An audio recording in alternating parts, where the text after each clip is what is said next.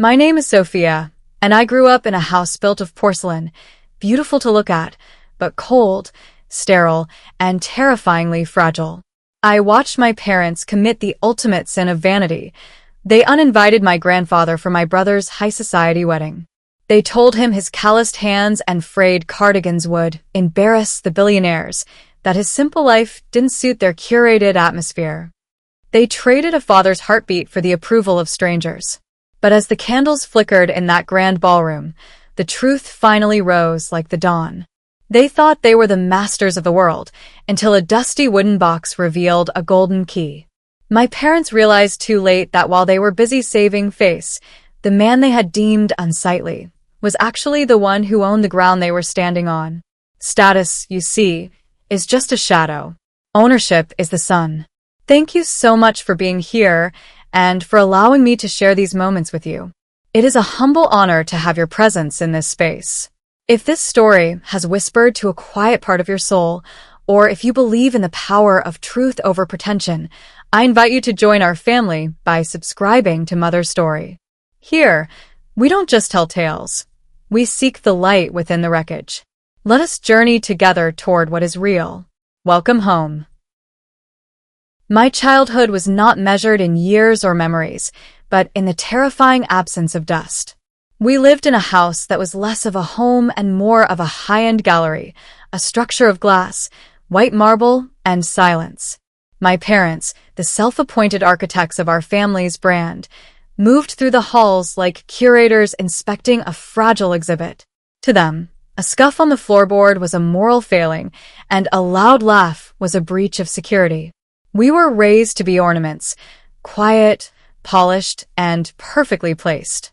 As my brother Leo's wedding approached, the atmosphere in the house shifted from its usual clinical coldness to a frantic, high-stakes theater. This wasn't just a union of two people. In my mother's eyes, it was a coronation. Leo was marrying into the Vanderbilt-esque Sinclair family, and for my parents, this was the ultimate validation. They had spent decades climbing the invisible ladder of social standing, bruising their shins and hardening their hearts along the way, and this wedding was to be the summit. I watched from the shadows of the mezzanine as my mother sprawled the guest list across the mahogany dining table. It looked like a military map, marked with colored pins and aggressive strikes of a red pen. She didn't look for names she loved. She looked for titles that carried weight. There was no room for sentiment in the house of porcelain. Each guest was an asset, a potential donor, or a witness to our perceived greatness. My father stood by the window, his silhouette sharp and unforgiving against the late afternoon sun. He was a man who spoke in the language of dividends and optics. To him, a person's worth was calculated by the quality of their suit and the vintage of their wine. I remember him once looking at an old family photograph, one from the days before they had made it, and his only comment was a sneer at the frayed hem of his own father's trousers. That was the day I realized that in this house, looking rich was the only way to be seen as human. The pressure was a physical weight, a phantom hand tightening around my throat. I was the difficult child, the one who preferred the smell of old books to the scent of overpriced candles, the one who found more beauty in a cracked teacup than in a pristine set of Limoges. I felt like a flaw in their perfect design, a smudge on the glass they were constantly trying to buff away. I learned early on that to survive here, one had to become translucent, to have no edges, no heat, and most importantly, no unseemly opinions. There was a specific kind of cruelty in their perfection. It was a sterile, antiseptic sort of malice. It wasn't found in raised voices, for shouting was far too common, but in the way they could erase a person from a conversation without ever saying their name. This was the fate of anyone who didn't fit the aesthetic. This was the fate that was slowly closing in on Grandpa Silas. Grandpa was the only person in my life who smelled of something real. He smelled of rain-soaked earth, cedarwood, and the cheap peppermint candies he kept in his pockets. He was the antithesis of the porcelain house.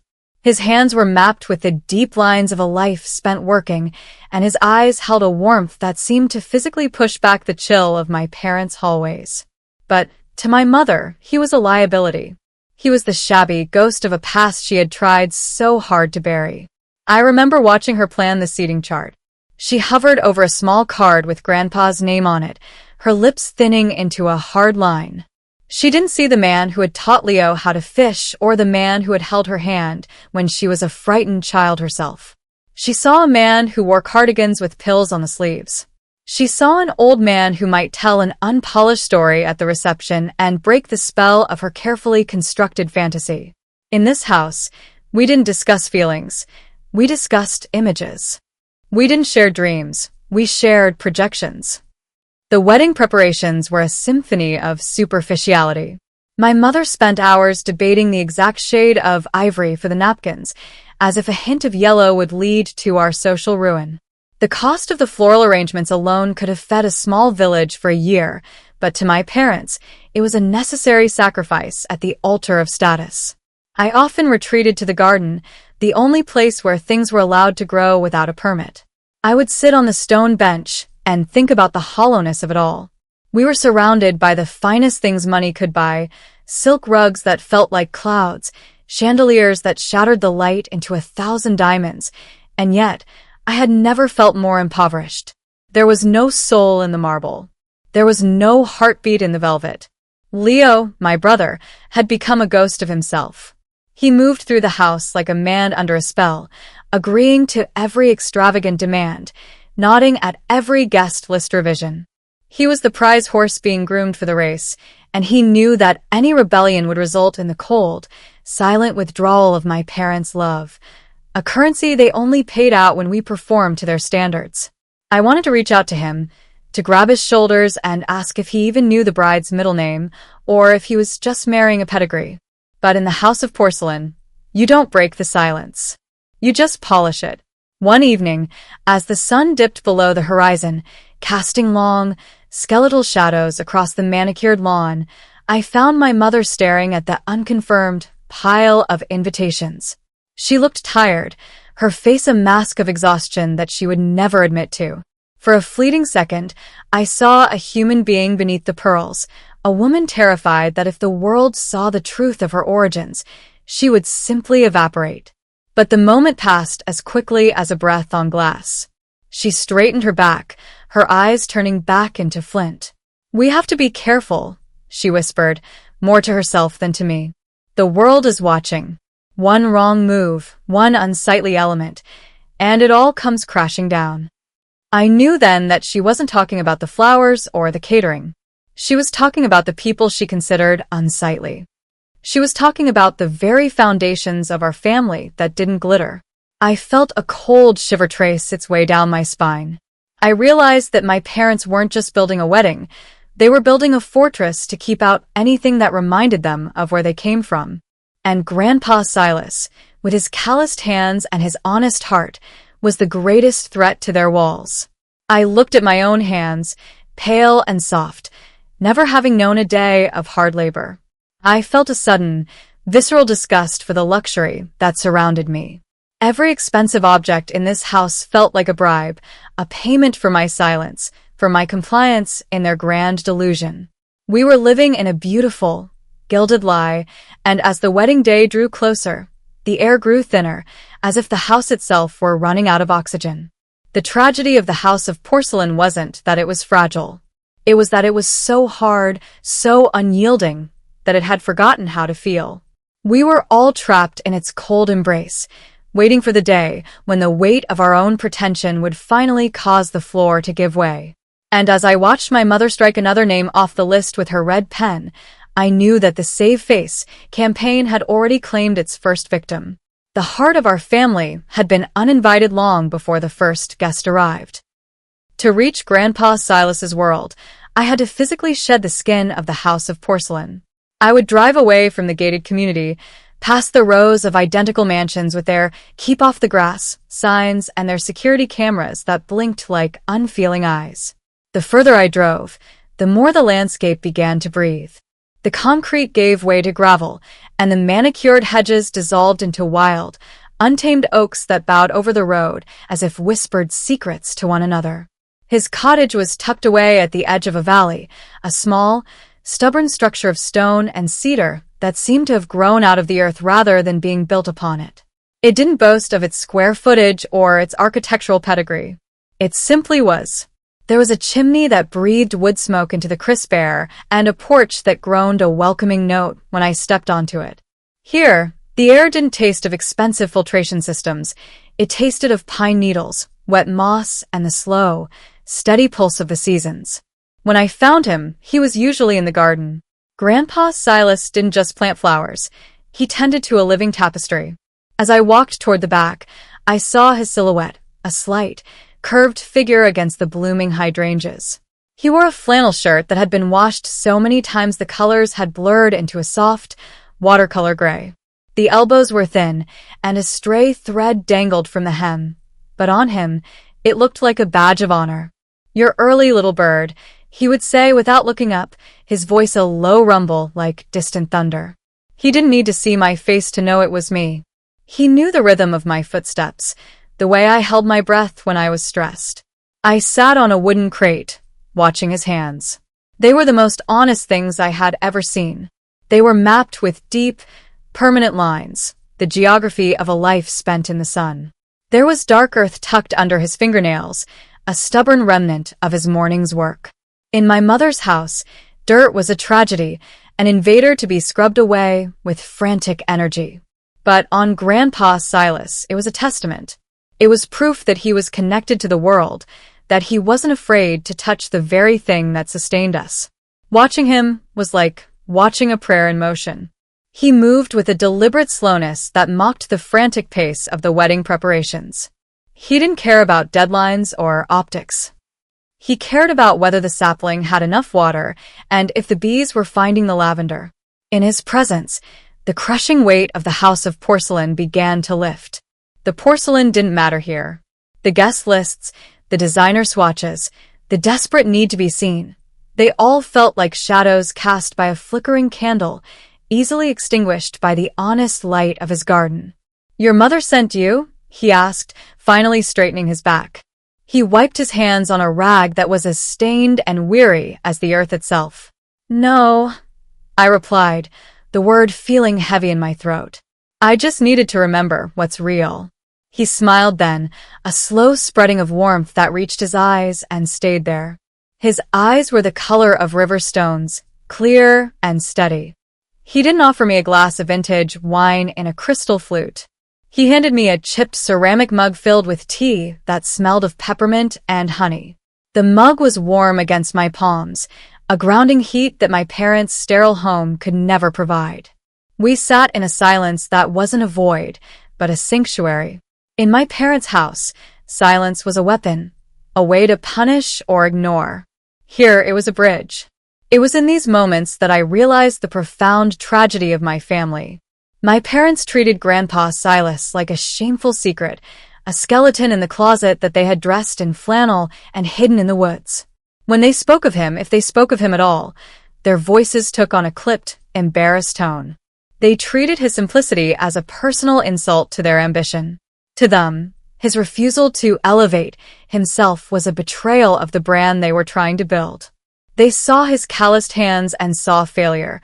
I saw them and saw strength. My mother once told me that Silas was content with crumbs, as if being satisfied with a quiet life was a mental deficiency.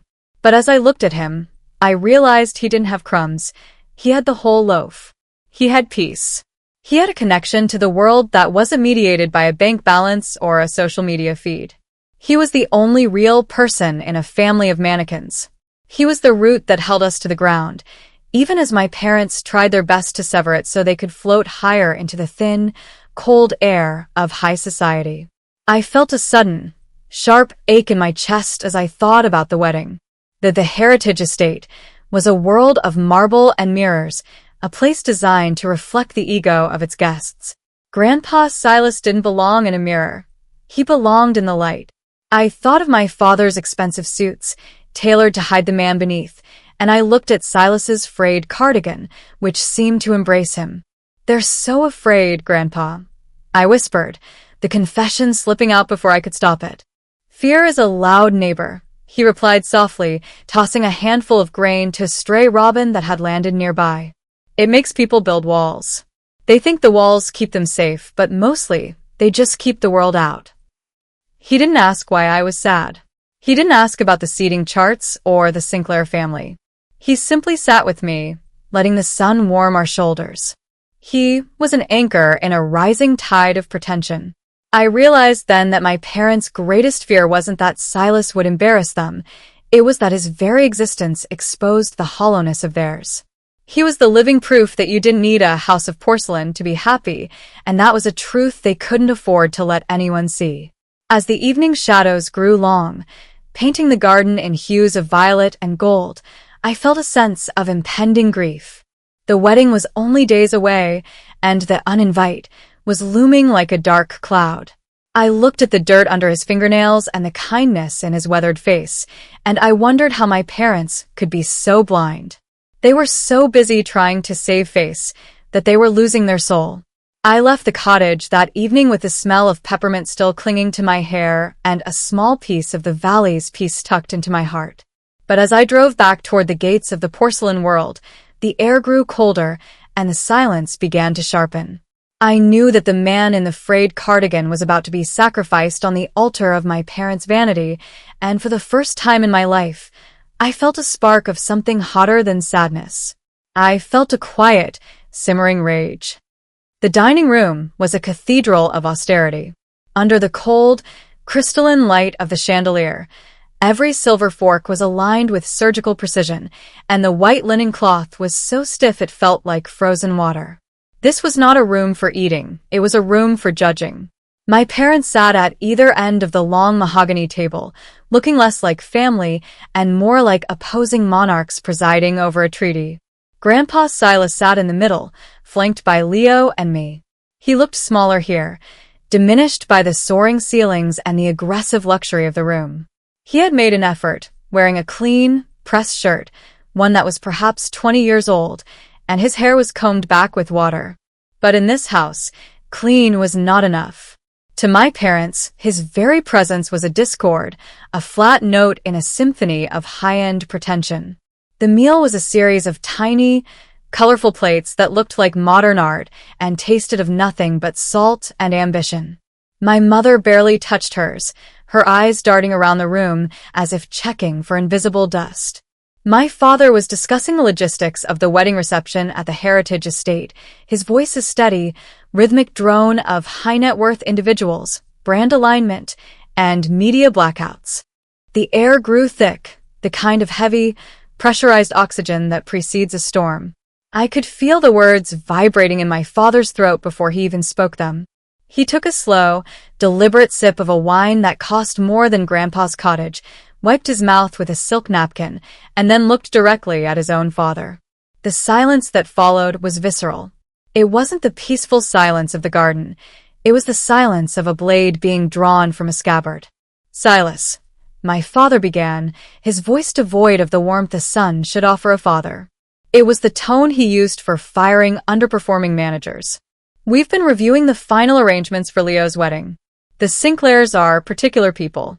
They exist in a world that is defined by a very specific atmosphere. It is a world of high expectations and even higher visibility." Grandpa Silas didn't stop eating his pea shoot salad, but his movements slowed. He didn't look up, but I saw his shoulders tighten just a fraction. "We feel," my mother picked up the thread, her voice like a velvet glove over a fist of iron, "that the event might be overwhelming for you. The pace, the dress code, the social nuances, it's a different lifestyle than the one you've chosen, Silas. We wouldn't want you to feel out of place. We wouldn't want you to feel uncomfortable." The lie was so transparent it made my eyes sting. They weren't worried about his comfort. They were worried about their own. They were worried that a man with calloused hands and a gentle heart would ruin the purity of their billionaire-adjacent fantasy. "What your mother is trying to say," my father added, leaning forward, his eyes turning into flint, "is that we think it's best if you sit this one out. We will have a small, private dinner here afterward, just the family, to celebrate with you. But for the ceremony and the gala, the atmosphere simply doesn't suit your lifestyle. To be blunt, Silas, we are trying to save face. The Sinclairs are looking for a certain level of polish, and your presence would be an unnecessary complication." My mother's nod was sharp. "It would be an embarrassment, Silas. For us, and frankly for you. People would ask questions. They would wonder why Leo's grandfather looks like he belongs in a garden rather than a ballroom. We've worked too hard for this moment to have it marred by something so easily avoidable. The words hung in the air like poison gas. I looked at Leo, hoping for a spark of rebellion, but my brother was staring intently at his plate, his face a mask of cowardice and shame. He was the one getting married, yet he was letting them gut our family's dignity for the sake of a Sinclair guest list. "You can't be serious," I whispered, my voice trembling. The house of porcelain was finally cracking, and the sound was deafening in my ears. "He's your father. He's Leo's grandfather. You're telling him he's not good enough to watch his own grandson get married because of his clothes." "Enough," my father snapped, not even looking at me. "This is a business decision as much as a personal one. We are establishing a legacy. We are protecting a reputation." Reputation. I felt a sob rise in my throat, a mixture of fury and heartbreak. "You're protecting a lie. Grandpa is the only thing about this family that isn't fake. You're uninviting the only man who actually taught us what it means to be a person, just so you can impress people who don't even like you." I turned to Grandpa, my eyes blurred with tears. I wanted to tell him to fight back, to shout, to remind them of the years he had supported them when they had nothing. I wanted him to break the porcelain. But Grandpa Silas did something far more devastating. He slowly put down his fork. He took the silk napkin and wiped his mouth with the same dignity my father had tried to mimic. Then he looked up. He didn't look at me, and he didn't look at the opulence surrounding him. He looked directly at my father and then at my mother. There was no anger in his eyes. There was something much heavier, a profound, bone-deep pity. It was the look a gardener gives a plant that has rotted from the inside out, sadness for what it could have been, and a quiet acceptance of what it had become. He looked at them with a wisdom they could never possess, a clarity that cut through the designer suits and the marble walls. He saw them not as the powerful socialites they pretended to be, but as the hollow, frightened children they were, terrified that the world would find out they were ordinary. "I understand," Grandpa Silas said softly. His voice was steady, a calm river flowing through a field of broken glass. "If my presence is a shadow on your light, then I will stay in the shade. I wouldn't want to be the cause of your embarrassment." He didn't argue. He didn't mention the sacrifices he had made. He simply nodded, a small, weary movement of his head. It was the most heartbreaking thing I had ever witnessed, the total surrender of a man who knew that words were useless against people who had traded their hearts for status. "Thank you, Silas," my mother said, her voice dripping with a false, sickly sweet relief. "We knew you'd understand. It's for the best. Truly." Grandpa stood up. He didn't wait for the next course, and he didn't ask for permission. He looked at me for a fleeting second, and in that gaze, I saw a secret strength, a quiet promise that the world was much larger than this dining room. Then he walked out. He walked through the house of porcelain with his head held high, his old shirt and calloused hands a vibrant, living contrast to the cold, dead perfection of the hallway. I sat there, listening to the sound of the front door closing. The silence that rushed back in was suffocating. My parents immediately went back to discussing the floral arrangements, their voices light and airy, as if they had just finished a minor clerical chore. They had successfully pruned the unsightly branch from their family tree, and they were already celebrating the improved symmetry of the view. I looked at the empty chair where Grandpa had sat, and I felt a cold, hard knot of resolve form in my chest. They thought they had saved face. They thought they had secured their place in the sun. But as I watched them sip their expensive wine, I realized that they hadn't excluded Grandpa Silas. They had excluded themselves from the only thing that was real. The house of porcelain felt colder than ever, and for the first time, I wasn't afraid of it breaking. I was waiting for it to shatter. The drive back to the valley felt like an escape from a funeral. The morning sun was bright, but it couldn't pierce the gloom that had settled over me after the dinner. My parents' house had felt more like a mausoleum than ever, a place where love was buried under layers of social etiquette and expensive wallpaper. As I pulled up to the cottage, the sight of the gravel driveway and the sprawling, unbothered oaks felt like a homecoming. I found Grandpa Silas in his workshop, a small shed behind the cottage that smelled of sawdust, linseed oil, and thyme. He was hunched over a piece of cherry wood, sanding it with a rhythmic, meditative motion. The light filtered through the dusty windows in golden shafts, illuminating the swirls of wood dust dancing in the air. He didn't look up when I entered, but the corner of his mouth twitched in a silent greeting. "I'm so sorry, Grandpa," I said, the words catching in my throat. I stood by the door, feeling the weight of my parents' cruelty like a physical burden I was forced to carry. "I'm so ashamed. I didn't know how to stop them. I should have done more." He finally stopped sanding and looked at me. His eyes weren't red with tears or narrowed with spite. They were just weary. It was the disappointment that hurt the most. It wasn't the disappointment of a man who had been snubbed. It was the grief of a father who realized his child had grown up to be a stranger. "Don't carry their stones, little bird," he said, his voice as soft as the wood shavings on the floor. "You'll only hurt your own back. They made their choice long ago. They chose the mirror over the window. They only want to see themselves reflected in the eyes of people who don't matter." I walked over and sat on a stool, my head bowed. "They think they're winning. They think by keeping you away, they're securing their future. They're so obsessed with the atmosphere and the image of this wedding. It's all they talk about." Grandpa Silas set the sandpaper down and wiped his hands on his apron. He walked over to a heavy, iron-bound chest in the corner of the workshop, a piece of furniture that looked older than the cottage itself. He moved with a slow, deliberate grace, his joints protesting with soft creaks that matched the settling of the house. From the bottom of the chest, beneath a stack of old quilts and faded blueprints, he pulled out a small wooden box. It was humble. It was made of dark, unpolished oak, covered in a fine layer of gray dust. There were no ribbons, no gold leaf, no designer logos. It was tied shut with a simple length of rough jute twine. It looked like something a child might use to store marbles or a gardener might use for seeds. "Give them this," he said, holding the box out to me. "A wedding gift." I hesitated, looking at the dusty wood. "Grandpa, if you send this, they might not even open it. Or they'll throw it away. You saw them last night. If it doesn't look like $1 million, it doesn't exist to them." He gave a small, cryptic smile, one that didn't reach for humor but held a terrifying amount of certainty. He placed the box in my hands. It was surprisingly heavy for its size, a cold, solid weight that seemed to hum against my palms. "They spent their lives chasing shadows," he whispered, leaning in close. The smell of peppermint and cedar was stronger here, a grounding force against the madness of the past 24 hours. "Status is a shadow, little bird. It grows long in the evening and disappears in the dark. It has no substance. But ownership is the sun. It is the thing that creates the light in the first place." I looked down at the box, confused.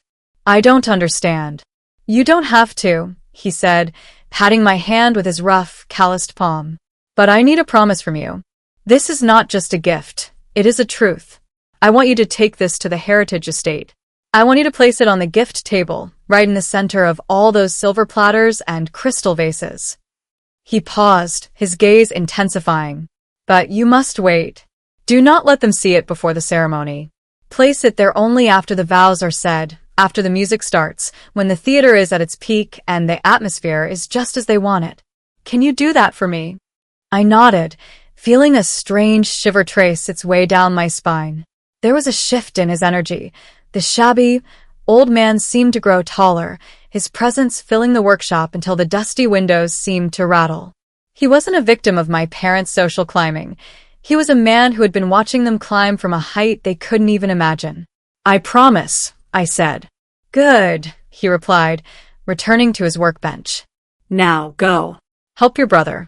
He's a good boy, but he's forgotten how to breathe. Tell him I'm not angry. Tell him I'm just waiting for the sun to come up." I left the workshop with the box tucked under my arm, wrapped in a plain brown paper bag to hide it from my mother's hawk-like eyes. As I drove back toward the city, the box felt like a live coal against my side. I didn't know what was inside. Legal papers, a key, or perhaps just a final, crushing lesson in humility. But I knew that Grandpa Silas had just handed me the match that would burn down the house of porcelain. The rest of the day was a blur of high society chaos. My mother was in a state of controlled hysteria, barking orders at florists and checking the weather forecast every 10 minutes. My father was on the phone, his voice a series of sharp, transactional barks. They didn't ask where I had been. They didn't ask how Grandpa was. To them, he had already ceased to exist. He was a redacted line in the story of their lives. I hid the box at the bottom of my closet, tucked behind my own dress for the wedding. Every time I looked at it, I heard Grandpa's voice. Status is a shadow, but ownership is the sun. I realized then that my parents had spent their entire lives trying to buy the light. They bought the house, the cars, the clothes, and the invitations, thinking that if they surrounded themselves with enough glitter, they would become the source of the glow. They never realized that they were just furniture in someone else's room. That night, I didn't sleep. I listened to the silence of the mansion, the expensive, sterile silence that smelled of floor wax and missed opportunities. I thought of the small cottage in the valley, where the air was sweet and the dirt was honest. I thought of the man in the frayed cardigan, who sat in the shade and watched the shadows play on the wall, knowing exactly when the sun would rise to wash them all away. The wedding was tomorrow. The perfect day. The save-face finale. And as I touched the rough wood of the box one last time before dawn, I felt a flicker of something I hadn't felt in years. Hope. Not the hopeful wish for a happy wedding, but the grim, satisfying hope for a reckoning. The stage was set, the actors were in place, and the house of porcelain was polished to a mirror shine. They were so ready to show the world who they were. They just didn't realize that Grandpa Silas was about to show them who he was, too. The Heritage Estate was not merely a venue, it was a fortress of exclusivity, a sprawling testament to the power of old money and the desperate hunger of the new. Situated on a ridge that overlooked the valley like a silent, judgmental god, the estate was a masterpiece of white obsidian and floor-to-ceiling glass. As we pulled up the long, winding drive, lined with ancient oaks that had been surgically pruned to look effortless, I felt a familiar chill. This was the peak. This was the summit my parents had spent their lives climbing, a place where the air was so thin and expensive it felt like it could shatter. The sunlight today was aggressive, reflecting off the polished hoods of 100 European sports cars that sat like sleeping predators in the courtyard. The scent of jasmine and heavy, imported roses was cloyingly sweet, a floral mask designed to hide the smell of sweat and social anxiety. My mother stepped out of the car, her movements fluid and practiced. She was draped in a gown the color of moonlight, a garment that probably cost more than Grandpa Silas's cottage. She didn't look like a mother, she looked like a statue carved from ice. Beside her, my father adjusted his tuxedo jacket, his eyes scanning the crowd not for friends, but for targets, CEOs, venture capitalists, and the influencers whose digital approval was the only currency that mattered in the house of porcelain.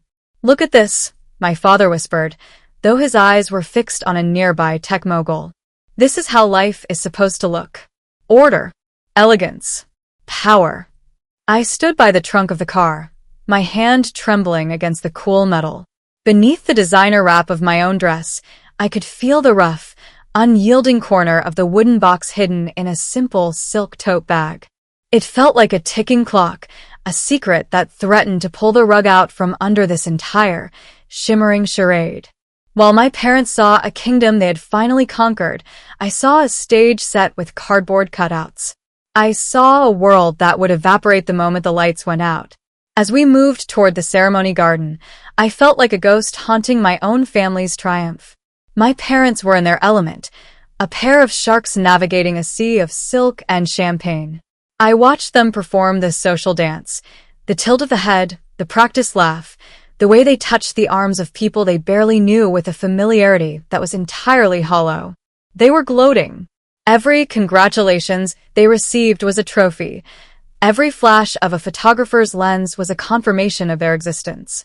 They truly believed they had arrived. They believed they were finally the equals of the people they had spent decades envying. The ceremony was a blur of performative romance. Leo stood at the altar, looking like a prince in a tragedy. His bride, a Sinclair daughter with a pedigree longer than her veil, was a vision of curated perfection. But as they exchanged vows, I didn't see love. I saw a merger. I saw two families signing a contract written in the ink of reputation. I looked at the empty seat in the front row, the one where Grandpa should have been, and the knot in my stomach tightened until I could barely breathe. The cruelty of his absence was a silent scream amidst the soft music of the string quartet. Every time my mother caught my eye, she beamed with a triumphant, glassy-eyed joy. She was high on the atmosphere. She was drunk on the realization that there were no unsightly elements to mar her day. No frayed cardigans, no dirt under fingernails, no stories of the old days to remind her of the small, dusty town she had fled. She had successfully erased the truth, and in its place, she had built a monument of porcelain. After the I do's were spoken and the crowd began to migrate toward the grand ballroom for the reception, the time came. The save-face part of the evening was over, and the social ascent part was beginning. The gift table was located in the foyer of the ballroom, a long, white-clothed altar burdened with silver platters, crystal vases, and blue boxes tied with white ribbons. It was a mountain of tribute, a collection of objects designed to say, "I am rich enough to know you are rich." I waited until the crowd had thinned, until the guests were distracted by the first tray of caviar and the opening of the vintage champagne. My heart was a drum in my chest, a frantic, rhythmic beat of fear and loyalty. I reached into my bag and pulled out Grandpa's box. In the soft, golden light of the ballroom's foyer, it looked even more out of place than it had in the workshop. It was dusty. It was scarred. It was tied with a piece of rough jute twine that looked like a scar across the white linen of the table. As I placed it in the very center, right between a heavy silver punch bowl and a stack of designer envelopes, I felt a wave of vertigo. It was a glitch in the matrix, a piece of the real world that had somehow survived the journey into the dream. I stared at it for a moment. It was so small, yet it felt heavier than everything else on that table combined. It represented the man who wasn't there, the man who was currently sitting on a porch in a valley, watching the real sun go down. I thought of his words, "Status is a shadow, but ownership is the sun." I felt a sudden, sharp pang of guilt. Was I betraying my brother? Was I ruining his day? I looked through the glass doors into the ballroom and saw Leo. He was standing with his new father-in-law, his face a mask of polite exhaustion. He looked like he was already fading away, becoming just another ornament in the house of porcelain. Then I looked at my parents. They were standing at the head table, basking in the glow of 1,000 candles, looking down at the crowd with the serene, terrifying confidence of people who think they are untouchable. They had uninvited the only man who truly loved them to save a face that was already a mask. They had traded a father for a venue. I straightened the twine on the box. My fear began to cool, replaced by a cold, hard sense of justice. This wasn't a prank. This wasn't a shabby old man seeking revenge. This was a truth seeking its way home. The box was an anchor, and the house of porcelain was a ship made of paper. As I walked away from the table, I didn't look back. I knew that my mother would spot it soon. I knew the meltdown was coming. But for the first time in my life, I wasn't afraid of her reaction. I was looking forward to it. I found a quiet corner in the garden, away from the music and the forced laughter, and I waited. I watched the shadows of the oaks grow long and thin, stretching across the manicured grass like reaching fingers. The sun was starting to set behind the heritage estate, casting the white stone in a bloody, orange glow. The atmosphere was perfect, just as my parents wanted it. The stage was set, the guests were seated, and the play was in its final act. I took a deep breath of the jasmine-scented air and thought of Grandpa Silas's workshop. I thought of the dirt under his fingernails and the peace in his eyes. The shadow was at its longest. The sun was about to reveal who really owned the day. The gift table was a curated mountain of vanity, a shimmering altar where the guests deposited their tributes to the Sinclair-merged brand. It was a landscape of Tiffany blue, Hermes orange, and heavy, cream-colored envelopes that whispered of bank transfers and trust funds. Every package was wrapped with surgical precision, the ribbons curled into perfect, uniform spirals that looked like they had never been touched by human hands. To my mother, this table was a scoreboard, a visual representation of how much the world respected the House of Porcelain. Then there was the box. I had placed it right in the center, a jagged piece of reality in a sea of synthetic perfection. Against the silk table runner and the crystal centerpieces, Grandpa's gift looked like a wound. It was small, the dark oak scarred by years of use and coated in a fine, stubborn dust that seemed to defy the antiseptic air of the estate. The twine was rough and hairy, a coarse contrast to the satin ribbons surrounding it. It didn't just look out of place, it looked like an insult. It looked like a piece of the earth had been dragged into a room that had forgotten what soil felt like. I watched from behind a towering arrangement of white lilies as my mother approached the table. She was in her element, gliding through the foyer like a swan, accepting the hushed admirations of the early arrivals. Her smile was a masterpiece of social engineering, warm enough to be inviting, but sharp enough to maintain distance. But as her gaze drifted toward the gift table, I saw the exact second the mask began to fracture. Her footsteps didn't falter, but her posture did. It was a subtle tightening of the shoulders, a slight hardening of the jaw that only someone who had grown up in her shadow would recognize. She walked toward the table, her eyes locked on the wooden box. To her, it wasn't a gift from her father. It wasn't a gesture of love from the man she had just exiled. To her, it was a stain. It was a profanity in the middle of her temple. I saw her throat move as she swallowed hard, her hand fluttering to the pearls at her neck. For a moment, she looked like she might actually faint, or perhaps explode in a quiet, controlled hemorrhage of rage. She reached out, her fingers trembling as they hovered over the rough twine. I knew what she wanted to do. She wanted to sweep it off the table, to kick it under the long linen cloth, or better yet, to carry it to the industrial trash bins behind the kitchen and watch it disappear.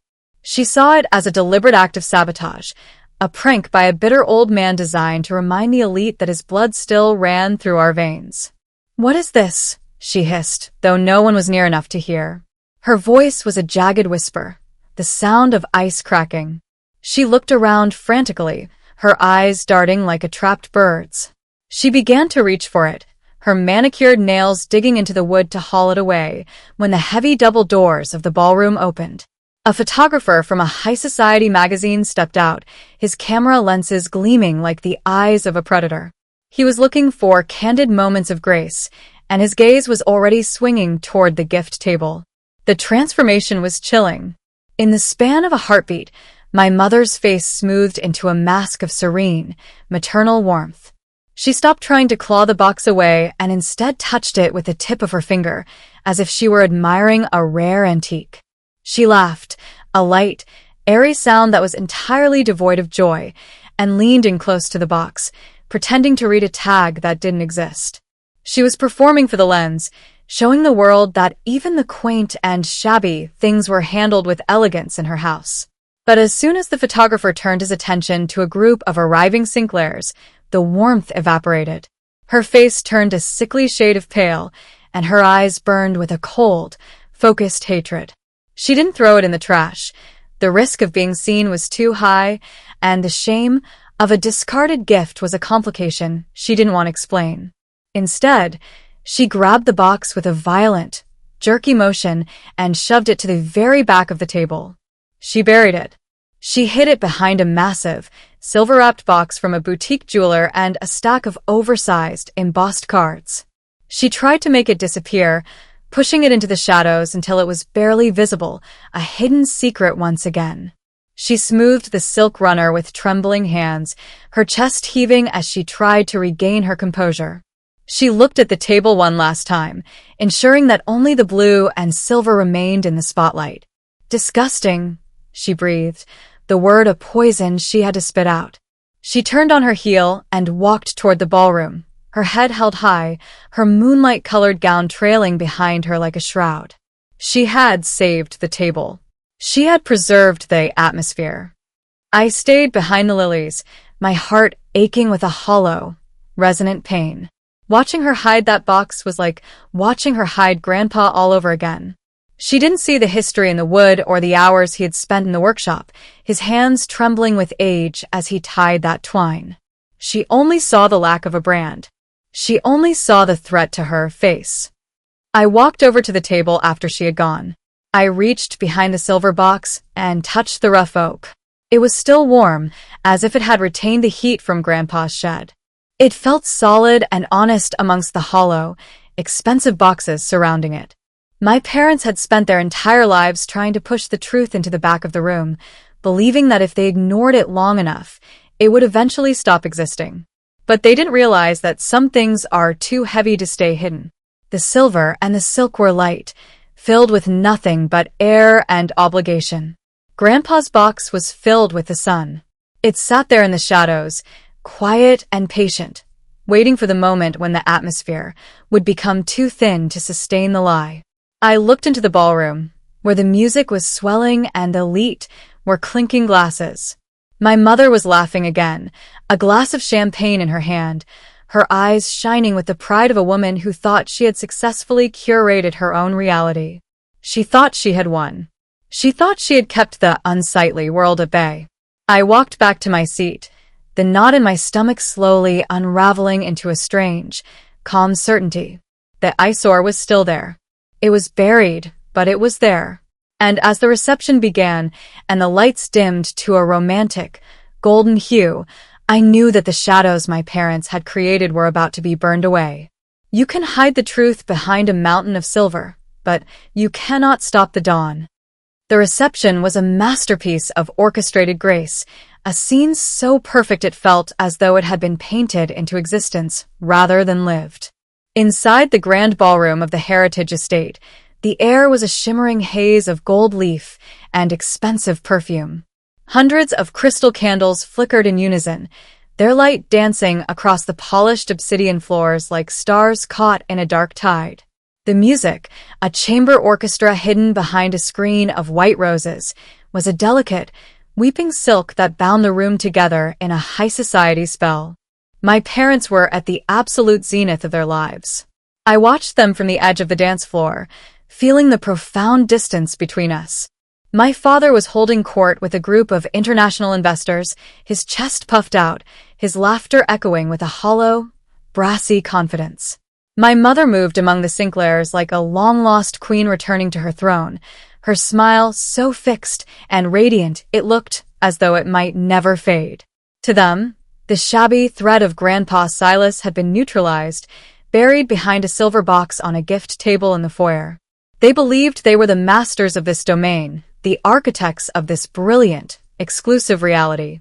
But then, the double doors at the far end of the ballroom swung open with a weight that seemed to silence the room. The man who entered did not belong to the world of influencers or the newly wealthy. He moved with the terrifying, quiet gravity of a man who dealt in centuries rather than fiscal quarters. This was Mr. Sterling, the estate manager of the Heritage Estate. In this country, Mr. Sterling was a legend, a gatekeeper to the old world, a man who saw through every facade and whose nod of approval was worth more than any bank balance. Even the Sinclairs, with their generational billions, turned their heads with a look of trembling respect. The room, which had been a cacophony of polite chatter, suddenly held its breath. I saw my father's eyes widen. To him, Mr. Sterling was the ultimate trophy. If he could be seen shaking the hand of the man who managed the most exclusive land in the country, his social ascension would be complete. He nudged my mother, and together, they smoothed their expensive garments and began their march across the obsidian floor. They moved with the practiced stride of people who believed they owned the ground they walked upon. Mr. Sterling, my father boomed, his voice echoing in the sudden hush. He extended a hand, his face flushed with the adrenaline of a man about to claim his greatest prize. An honor to have you join us. We were just saying how impeccable the atmosphere is tonight. As the hosts of this evening, we wanted to personally thank you for allowing us to use your magnificent grounds. My mother stepped forward, her moonlight gown shimmering under the chandeliers. It is truly the only venue that fits the caliber of our family, wouldn't you agree? She offered a smile that she had likely spent hours perfecting in her marble bathroom, a look of gracious, effortless belonging. Mr. Sterling did not take my father's hand. He stood as still as the stone walls of the estate, his gaze cool and analytical. He didn't look at their clothes, their jewelry, or the desperate, hungry light in their eyes. He looked through them, as if they were made of the very glass they so admired. He looked, quite simply, confused. "I apologize," Mr. Sterling said, his voice a low, cultured rasp that carried to the furthest corners of the ballroom. "But I think there has been a misunderstanding.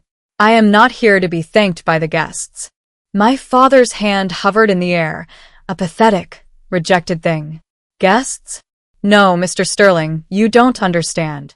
We are the hosts. We are the ones who secured the lease. You are the tenants of the evening," Mr. Sterling interrupted, his voice devoid of any warmth. "The lease was handled by a third-party holding company. I have no record of your names as the primary stakeholders of this land. In fact, I've spent the last hour searching for the man who actually holds the title to this estate." The room went cold. I felt the air leave my lungs. My mother's smile didn't just fade. It disintegrated, leaving behind a face that looked suddenly old and terrified. The elite guests whispered behind their hands, the sound like the rustling of dry leaves. The atmosphere my parents had so carefully protected was beginning to sour. "The title?" my father stammered, his face turning a sickly shade of gray. This is a historic estate. It's owned by a trust. We were told." "It is owned," Mr. Sterling said, his eyes narrowing as he scanned the room, "by the chairman. He is a man who avoids the spotlight, a man who values the earth more than the ego.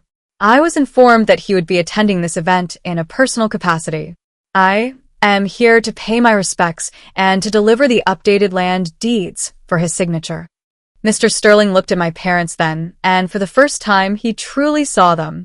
He saw the designer labels and the artificial poise, and his lip curled in a micro-expression of profound distaste.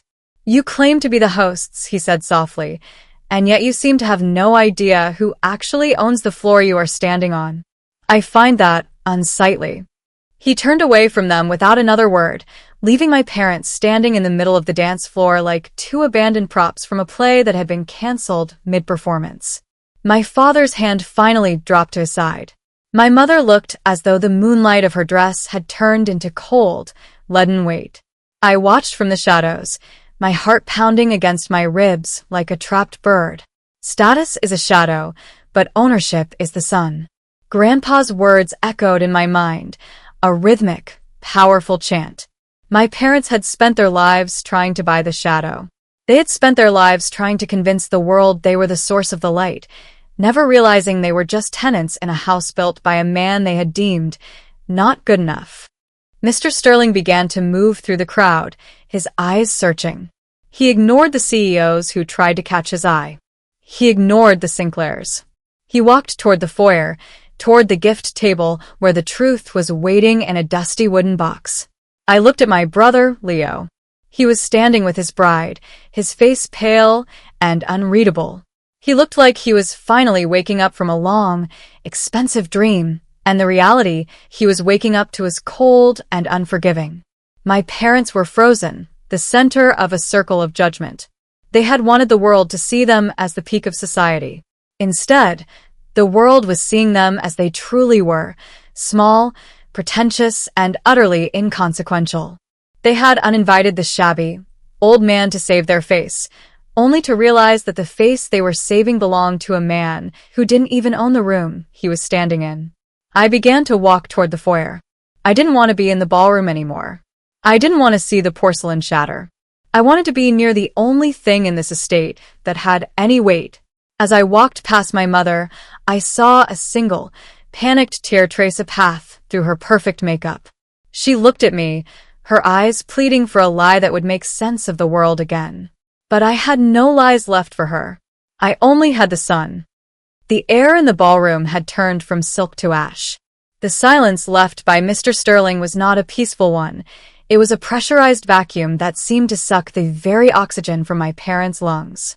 The inner circle, the Sinclairs, the tech moguls, the women with diamonds like frozen tears, stood in a tight, judgmental cluster. Their eyes, once full of polite boredom, were now sharp with the predatory interest that high society reserves for a public execution. My father was vibrating, a fine, feverish tremor that moved from his hands to his shoulders.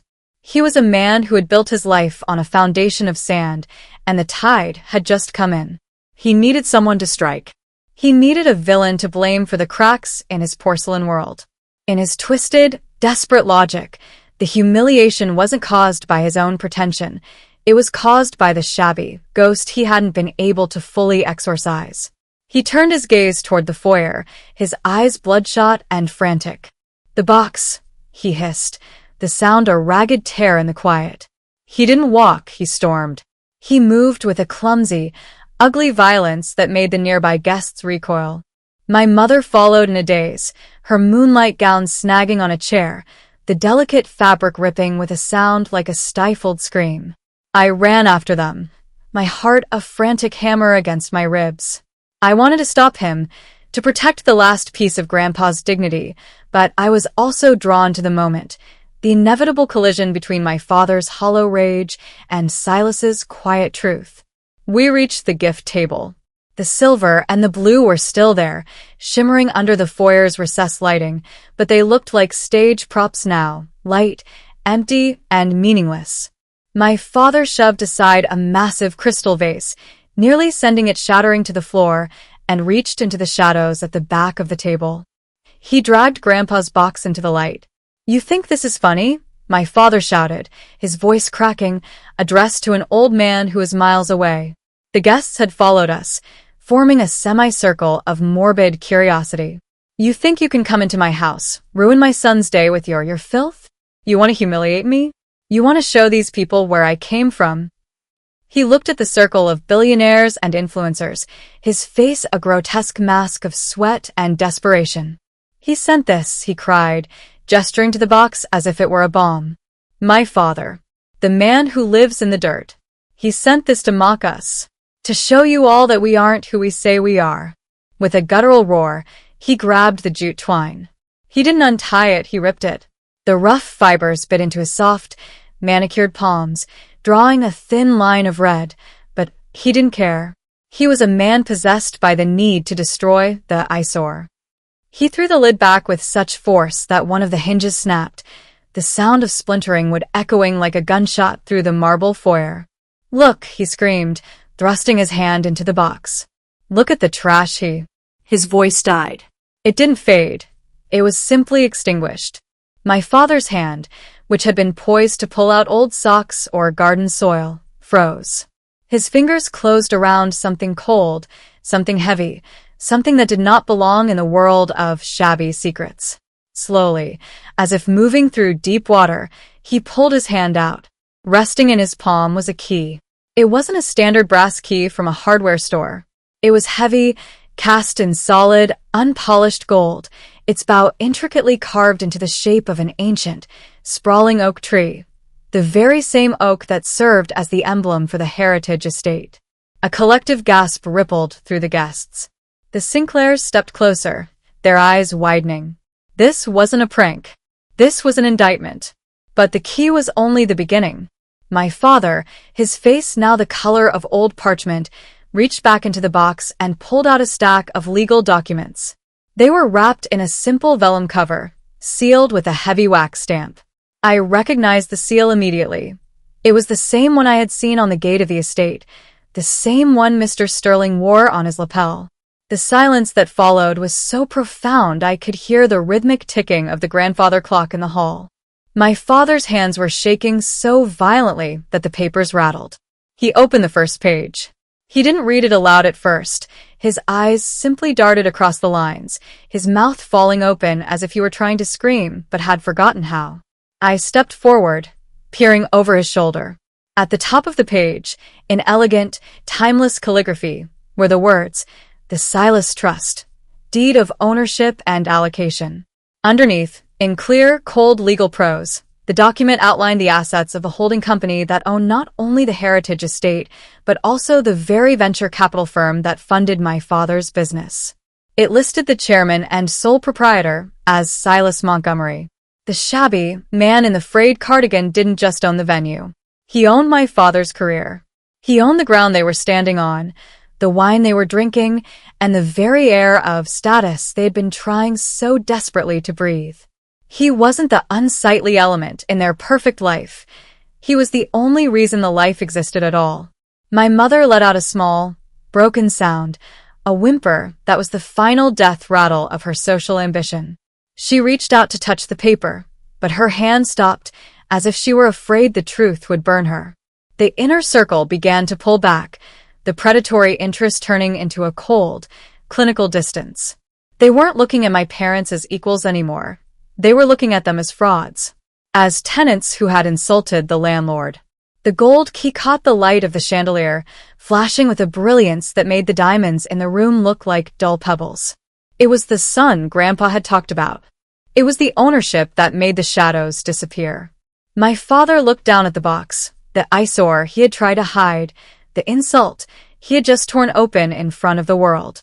He realized, in a moment of soul-crushing clarity, that Silas hadn't sent a prank. He had sent a final, graceful hand of mercy, a gift of such immense value that it could have secured Leo's future for generations. But by opening it in a fit of rage, by trying to expose his father's shabbiness, my father had instead exposed his own poverty of spirit. He stood there, holding the gold key and the proof of his own insignificance, as the atmosphere of the house of porcelain finally, irrevocably shattered. The shards were everywhere, and there was no way to polish them back together. The silence that followed the opening of the box was not the polite hush of a captivated audience. It was the heavy, suffocating weight of a tomb. The string quartet had stopped playing, or perhaps the music had simply been swallowed by the sheer gravity of the moment. Hundreds of people, the very elite my parents had worshipped, stood frozen like wax figures. The air, once perfumed with the scent of success, now tasted of ozone and impending rain. My father's hands were no longer just trembling, they were spasming. The legal vellum rattled in his grip, a sound like dry leaves skittering across a grave. He began to read, his voice no longer the booming baritone of a man in control, but a thin, strangled rasp that barely carried past the first row of guests. "The Silas Montgomery Trust," he whispered, the name of his own father sounding like a foreign curse on his tongue. As he read the words aloud, the house of porcelain didn't just crack, it dissolved. The documents were a meticulous chronicle of a 20-year masquerade. They detailed the origins of Aegis Capital, the anonymous venture firm that had stepped in to save my father's struggling import business 2 decades ago. I remember that year. I remember my father's late-night pacing and my mother's tearful phone calls about selling the jewelry. We had been saved by a mysterious benefactor, a man my father called a visionary who saw his potential. The documents revealed the truth. There was no visionary. There was only a man in a frayed cardigan who loved his son enough to fund his ego from the shadows. Every expansion, every luxury car, every socially significant gala my parents had hosted had been paid for by the dirt-under-the-fingernails gardener they had just discarded. Silas had been the silent architect of their grandeur, the hidden pillar holding up their gilded ceiling. "He owns the holding company," my father choked out, his eyes darting to my mother. He owns the firm. He owns the debt. He owns the house." My mother's reaction was a slow-motion collapse of the soul. She didn't scream. She didn't faint. Instead, she seemed to shrink within her moonlight-colored gown. The pearls at her neck, the ones she had worn like armor, suddenly looked like a collar. She looked around the ballroom, at the Sinclair family, who were now exchanging glances of icy realization, and at the estate manager who stood like a stone sentinel. The realization was a physical blow. She wasn't the hostess of the year. She was a guest in her own life, living on the charity of a man she had deemed unsightly. Mr. Sterling stepped back into the center of the foyer, his presence commanding the space that my father had vacated. He didn't look at the documents, he knew what they said. He looked at the gold key still resting in my father's sweating palm. I believe you have found what I was looking for, Mr. Sterling said, his voice cold and precise. The chairman has been very clear in his instructions for this evening. He told me that if he were to be welcomed as a father, the deed to this estate was to be a gift to the newlyweds, a foundation for a new legacy.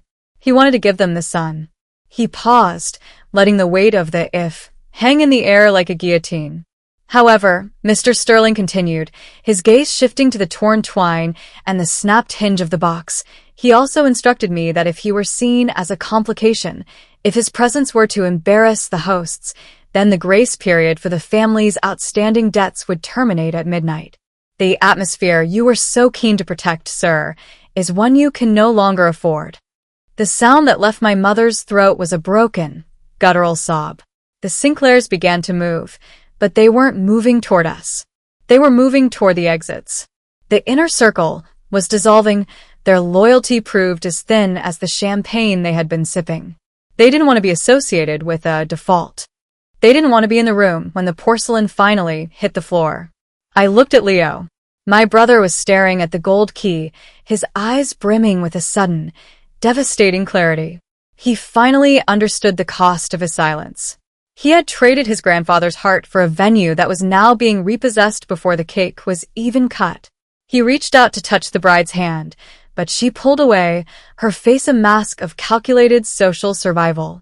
Even his marriage, the merger my parents had engineered, was already fraying at the edges. My father looked at the documents one last time, his eyes landing on a small, handwritten note at the very bottom of the final page. I leaned in, my heart aching for the man in the cottage. The note was simple, written in Grandpa's steady, looping hand. A shadow cannot hold up a roof, my son. I waited 20 years for you to look past the cardigan. I am sorry the sun had to be so bright it burned you. The finality of it was absolute. It wasn't an act of revenge. It was an act of exhausted love. Silas hadn't set a trap. He had simply stopped holding up the wall that my parents were leaning on. He had given them exactly what they wanted, a world defined by status. And without his hidden support, their status was a zero. My father dropped the papers. They drifted to the obsidian floor, white feathers in a dark room. He looked at his hands, the soft, manicured hands of a man who had never worked for what he owned. Then he looked at the gold key, the symbol of the ownership he would never possess. The estate manager made a slight signal to the staff. The lights in the ballroom didn't go out, but they dimmed significantly, as if the house itself were closing its eyes. The atmosphere was gone. The house of porcelain was now just a collection of cold stone and unpaid bills. My parents stood in the center of the foyer, two hollow figures in expensive clothes, realized at last that while they had saved face, they had lost the world. The silence was total now, broken only by the sound of the wind outside, whispering through the ancient oaks that Silas had planted long before any of us were born. The sun had gone down on their dream, and the night was going to be very, very long. The final blow from Mr. Sterling didn't land with a crash, but with the cold, clinical precision of a scalpel. He stood amidst the wreckage of my parents' pride, his voice steady as he delivered the verdict that would end their world. Because the owner had been barred from his own land, because the man who held the keys to the kingdom had been deemed an embarrassment, the contract for the evening was not merely broken, it was voided as if it had never existed. The heritage estate was reclaiming its silence. Furthermore, Mr. Sterling added, his eyes fixed on my father's hollow gaze, as Silas Montgomery is the primary creditor for your outstanding business loans, your lines of credit have been frozen effective immediately. The masquerade is over, sir. You are no longer living on your reputation.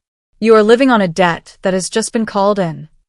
I watched my parents then, and for the first time in my life, I didn't feel fear. I felt a profound, aching pity. Their faces didn't just turn pale. They turned ghostly, a translucent gray that suggested the people underneath the designer clothes had already begun to evaporate. My mother reached out to a nearby chair for support, but her hand slipped off the polished wood. My father looked down at his tuxedo, the garment he had treated like a suit of armor, and I could see him realizing that it was just cloth. It couldn't protect him from the truth. It couldn't buy back the father he had discarded. The inner circle had fully retreated now. The ballroom was a cavern of fleeing shadows as the guests, those friends and partners my parents had sacrificed everything to impress, rushed for their luxury cars, eager to distance themselves from the stench of social rot. The music had stopped. The candles were being snuffed out by the staff. The house of porcelain was dark, cold, and empty. I didn't stay to watch them beg. I didn't wait for the screaming or the weeping that I knew would follow once the shock wore off. I turned my back on the obsidian floors and the white lilies. I walked out of the foyer, past the gift table where the gold key lay like a fallen star, and stepped into the night. The drive back to the valley was a journey through a changing world. Behind me, the heritage estate sat on its ridge, a hollow monument to a lie. But ahead of me, the air began to change. The scent of jasmine and pretense faded, replaced by the honest, sharp smell of pine needles and damp earth. As I descended into the valley, the moonlight felt different, not like a spotlight on a stage, but like a soft blanket over the sleeping woods. When I reached the cottage, the world was silent. There were no string quartets here, only the rhythmic chirping of crickets and the distant, lonely call of an owl. The gravel crunched under my feet, a grounding, tactile sound that made me feel alive for the first time in days. Grandpa Silas was on the porch. He wasn't waiting in a tuxedo. He was sitting in his old wooden rocking chair, wrapped in the same gray cardigan with the pills on the sleeves. A small lantern sat on the side table, casting a warm, amber glow over his weathered face. He was looking out at the dark silhouette of the mountains, his hands resting quietly on his lap. He looked like a man who had all the time in the world because he did. He didn't live in the shadow of anyone's opinion. He lived in the sun of his own truth. I didn't say anything at first. I just walked up the steps and sat on the floor of the porch, leaning my head against his knee. The wood was rough and cool against my skin, smelling of cedar and home. I felt the tension that had lived in my chest for 20 years finally snap, replaced by a flood of quiet, exhausted tears. He didn't ask what happened. He didn't ask about the documents or the elegant revenge that had just dismantled my father's life. He simply placed one of his heavy, calloused hands on my hair. His touch was warm, smelling of the garden and the woodshop. It was the only status that mattered, the simple, unadorned presence of someone who loved you enough to tell you the truth. "It's over, Grandpa," I whispered, my voice lost in the vastness of the valley night. "The shadows always leave when the sun comes up, little bird," he replied softly. His voice was a comfort, a steady anchor in the wake of the storm. They spent so much energy trying to save their face that they forgot they had a soul. You can't build a house on a reflection. It has to have roots. We sat there for a long time, watching the stars. I thought about my parents, likely still standing in that dark ballroom, surrounded by the ghosts of their ambitions. They had wanted the world to look at them and see greatness. They had wanted to be the owners of the atmosphere. And in their desperate climb, they had pushed away the only man who actually owned the ground they stood on. They had saved face for a few hours, but in doing so, they had lost the world. They had lost the cottage, the garden, and the father who had spent 20 years trying to give them the sun. I looked at Grandpa's hands in the lamplight. They were scarred, dirty, and beautiful. They were the hands that had built the heritage estate, the hands that had funded a $1 million business, and the hands that were now gently patting my shoulder. He had never needed the Tiffany boxes or the silver platters. He had the earth. He had the silence. He had me. "Are you sad?" I asked, looking up at him. He looked out at the dark trees, a small, tired smile touching his lips. "I'm sad that they never learned how to breathe the air down here," he said. "But I'm not sad to be home. The air is always clearer when the theater closes." As the first hint of dawn began to gray the edges of the horizon, I realized that I wouldn't be going back to the house of porcelain. I would stay here, in the valley of reality, where the dirt was honest and the love was unpolished. My parents would have to find a way to live in the shadows they had created, but I was done with the dark. I closed my eyes, listening to the steady creak of the rocking chair and the heartbeat of the forest. The sun was coming up. It wasn't the artificial gold of a key or the cold light of a chandelier. It was the real sun, rising over the mountains to wash away the pretension and the pain. I was sitting on a humble porch with a man in a frayed cardigan, and for the first time in my life, I knew exactly who I was. I hadn't just survived the wedding. I had found the world. And as the light began to touch the tops of the trees, I knew that the elegant revenge wasn't the ruin of my parents, it was the liberation of my soul. The house of porcelain was gone. I was finally home. I hope this conclusion brings the emotional weight and elegant revenge you were looking for.